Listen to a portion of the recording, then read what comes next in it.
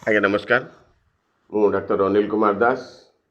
ମୋର ଯେଉଁ medical topics ଗୁଡ଼ିକ କହୁଛି ସେ ୟୁଟ୍ୟୁବ୍ର ନାମ ହେଉଛି ଡକ୍ଟର ଅନିଲ୍ସ ହେଲ୍ଥ ଚକ୍ ଟ୍ରିଟମେଣ୍ଟ। ତାକୁ ଆପଣ ଲାଇକ୍ ସେୟାର ଓ ସବସ୍କ୍ରାଇବ୍ କରିବେ ବୋଲି ଆଶା।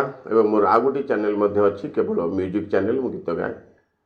ସେଇଟା ହେଉଛି ଡକ୍ଟର ଅନିଲ୍ସ ମ୍ୟୁଜିକ୍। ତାକୁ ଲାଇକ୍ ସେୟାର ଓ ସବସ୍କ୍ରାଇବ୍ କରିବେ ବୋଲି ମୋର ଆଶା। ଆଜିକାର ଟପିକ୍ ହେଉଛି ଯେ ଶ୍ରୀଫଳ ବା ନଡ଼ିଆ। ନଡ଼ିଆଟାକୁ ଆମେ ଶ୍ରୀଫଳ କହୁ କାରଣ ସେ ଲକ୍ଷ୍ମୀଙ୍କ ଫଳ ବୋଲି ଆମେ ଧରାଯାଏ। ତାର ଇଂଲିଶ ନାଁ ହେଉଛି କୋକୋନଟ୍। ତାର ବୋଟାନିକାଲ ନାମ ହେଲା କୋକୋନିସ୍ ଫେରିଆ। ଏବଂ ଯେଉଁ ନଡ଼ିଆ ଆମେ ଖାଉଛନ୍ତି ତା ଦେହରେ ଆମର ଏ vitamin A, vitamin B complex ଅର୍ଥାৎ B1, B2, B6, B12 এবং ଟୋଟାଲ B କମ୍ପ୍ଲେକ୍ସ ଫ୍ୟାକ୍ଟର୍ସ ତା ଦେହରେ ସବୁ ଅଛି। ସ୍ପେଶାଲି ପଇଡ଼ ଜଳରେ ତା ଦେହରେ ଥାଏ ଯେ ଆମର ପଇଡ଼ ଜଳରେ vitamin A O vitamin B complex factors ସବୁ ଥାଏ। 2 ନମ୍ବର ଜିନିଷ ପଇଡ଼ ଜଳରେ ଥାଏ ପ୍ରୋଟିନ୍, କ୍ଲୋରାଇଡ୍, ଗ୍ଲୁକୋଜ୍, ଫସ୍ଫେଟ୍ ଓ ମିନେରାଲ ସବୁ ଥାଏ।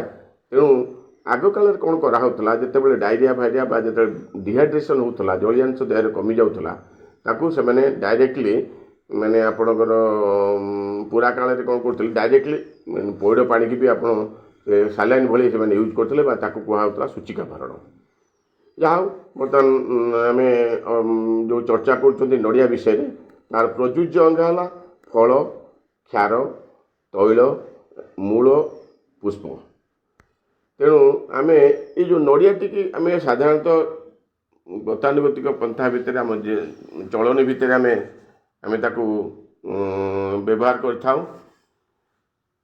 ସେ ମୁଖ୍ୟତଃ ଏହା ତାର ଔଷଧୀୟ ଗୁଣ କେତେ ଗୁଡ଼ିଏ ମୁଁ କହୁଛି। ଆପଣ ନିଶ୍ଚିତ ଭାବେ ଆପଣଙ୍କର ଗତାନୁଗତିକ ଜୀବନ ଚଳଣି ଭିତରେ ନିଶ୍ଚୟ ସାହାଯ୍ୟ କରିବ ଆପଣଙ୍କୁ। ପ୍ରଥମତଃ ହେଲା ଉଣ୍ଡ ବା ଘା ବା କ୍ଷତରେ ଆପଣ କ'ଣ କରିବେ ନା ଆପଣଙ୍କର ଯଦି ନଡ଼ିଆ ତେଲକୁ ଆପଣ ନଡ଼ିଆଟାକୁ ସିଝେଇ ଦେବେ, ଛେଚିଦେବେ, ଛେଚି ଦେଇକି ତାକୁ ସିଝେଇବେ। ସେ ତା ଦେହରୁ ନଡ଼ିଆ ତେଲ ତିଆରି ହେବ। ତାକୁ ମରା ନଡ଼ିଆ ତେଲ କୁହାଯାଏ। ସେ ନଡ଼ିଆ ତେଲ ଲଗାଇଲେ ଶୀଘ୍ର ଘା ଭଲ ହୋଇଯାଇଥାଏ। ତାପରେ ହେଲା ଆପଣଙ୍କ ହେୟାର ଫଲରେ ବା ନିଦ୍ରା ହୀନତାରେ ବା ଇନସୋମନିଆ ତାକୁ କୁହାଯାଏ, ନିଦ୍ରାହୀନତାକୁ। ହେୟାର ଫଲ୍ ଏବଂ ଇନସୋମନିଆରେ ଆପଣ ମରା ନଡ଼ିଆ ତେଲ ପ୍ଲସ୍ ଭୃଙ୍ଗରାଜ ରସ ସମାନ ଭାଗ ନେଇକି ତାକୁ ପାକ କରିବେ, ଅର୍ଥାତ୍ ନିଆଁରେ ବସାଇବେ। ଯେତେବେଳେ ପାଣି ଗୁଡ଼ିଏ ମରିଯିବ, ସେଇ ଯେଉଁ ନଡ଼ିଆ ତେଲଟି ତିଆରି ହେବ ଭୃଙ୍ଗରାଜ ସହ, ସେଇଟା ହେଉଛି ଆପଣଙ୍କର ହେୟାର ଫଲ୍ ଏବଂ ବା ବାଳ ଝଡ଼ି ଯାଉଥିଲେ ଏବଂ ନିଦ୍ରାହୀନତାରେ ତାକୁ ବ୍ୟବହାର ଆପଣ କରିପାରିବେ। ନିଦ୍ରା ବଢ଼ିଆ ଥଣ୍ଡା ମୁଣ୍ଡ ରହିକି ନିଶ୍ଚୟ ଥଣ୍ଡା ମୁଣ୍ଡ ରହି ଆପଣଙ୍କର ନିଦ ନିଶ୍ଚୟ ହେବ।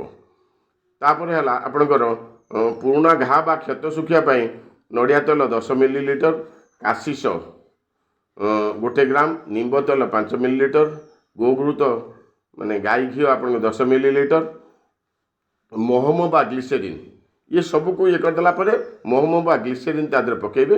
ପକାଇଲା ପରେ କ'ଣ ହେବ ନା ତାକୁ ଗରମ କରିବେ। ଯେତେବେଳେ ତାକୁ ଥଣ୍ଡା କରିଦେବେ, ସେ କ'ଣ ହେବ ନା ଗୋଟେ ମଲମ ତିଆରି ହେଇଯିବ। ତାକୁ ଆପଣ ମାନେ ପୁରୁଣା ଘା କିମ୍ବା କ୍ଷତରେ ଆପଣ ବ୍ୟବହାର କରିପାରିବେ।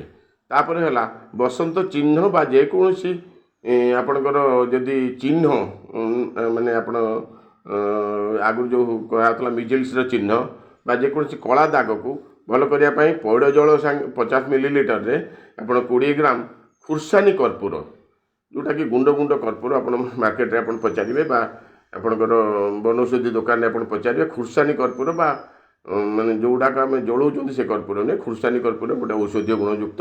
ତେଣୁ ସେଇ କର୍ପୂର ନେଇକି ଆପଣ କ'ଣ କରିବେ, 50 ମିଲି ନଡ଼ିଆ ତେଲ ଏବଂ ତା ଦେହରେ ମରା ନଡ଼ିଆ ତେଲ, ତା ଦେହରେ 20 ମିଲି ଆପଣ ଖୁର୍ସାନୀ କର୍ପୂର ମିଶାଇକି ସେଇଆକୁ ଯଦି ଆପଣ ସେଇ ଜାଗାରେ ଲଗାଇବେ, ମାନେ ଦ୍ୟାଟ୍ ଆପଣ ମନେ ରଖନ୍ତୁ ସେ ପଇଡ଼ ପ୍ରତିଦିନ ଯେମିତି ମାନେ ଫ୍ରେଶ୍ ପଇଡ଼ ହେଇଥିଲେ ବହୁତ ଭଲ। ତା ଦେହରେ ଲଗାଇବେ। ଅତି ବେଶୀରେ ଆପଣ 3-4 ଦିନ ପରେ ସେଟାକୁ ଚେଞ୍ଜ କରିବେ। ତାପରେ ହେଲା କାଛୁକୁଣ୍ଡିଆ ବା ସ୍କିନ୍ ଡିଜିଜ୍ରେ ଆପଣଙ୍କର ସ୍କିନ୍ ଇନଫେକ୍ସନ୍ ଯଦି ହେଇଥିବ, ଆପଣଙ୍କ ର୍ୟାସେସ୍ ହେଉଥିବ, କୁଣ୍ଡିଆ ହେଉଥିବ, ତାକୁ ନଡ଼ିଆ ତେଲ जदि 50 ml नेबे 10 ग्राम नेबे आपणकर कर्पूर ता सागे गंधक 5 ग्राम रु 10 ग्राम आप मिसेबे मिसेकी ताकू देह सारा लगेले काछुकुंडिया बा स्किन इन्फेक्शन कमी थाए। तापरे जॉन्डिस बा हेपाटाइटिस रे बा आम जो कहते कामल रोग से आप पेट ठंडा करने आपण दिन को 4-5टी पैड जदि खाइबे ताले in the course of time आप 15-20 दिन में आप कामल रोग भी भल हो जाए।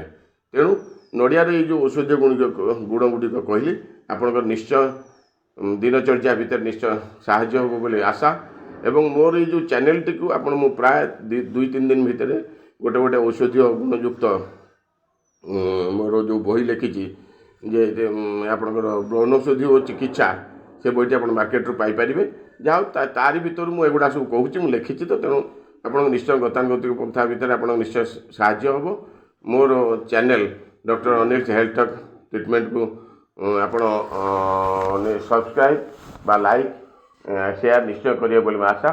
धन्यवाद। Thank you.